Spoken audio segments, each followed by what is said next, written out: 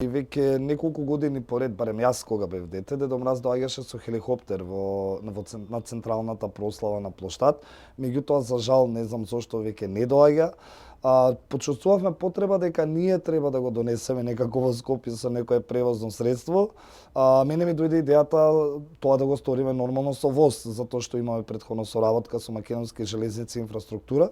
И се што требаше е само да развиеме таа соработка, односно нашиот креативен потенцијал како училиште за театарот и градопредстава, заедно со Македонски железници со ресурсите со кои што располагаат, да ги споиме и да направиме еден убав производ за децата и мислам дека навистина успеавме во тоа, со оглед на тоа дека интересот е навистина голем за представата.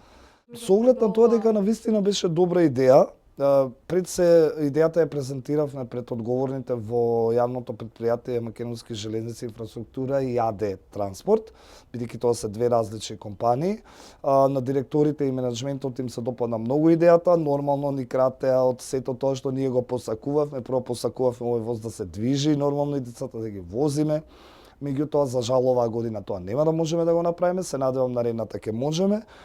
Не само Македонски железници, буквално сите оние кои што го помогнаа овој проект, буквално ја препознаа добрата идеја и застанаа позади идејата, иако оваа година морам да кажам дека малку доцна почнавме, но верувавме дека имаме добра идеја и беше или сега или никогаш. Се надевам дека овој проект ќе стане традиционален и од година во година се повеќе и повеќе ќе се развива, затоа што очигледно на децата и генерално скопската па и македонска публика има потребно вакво нешто.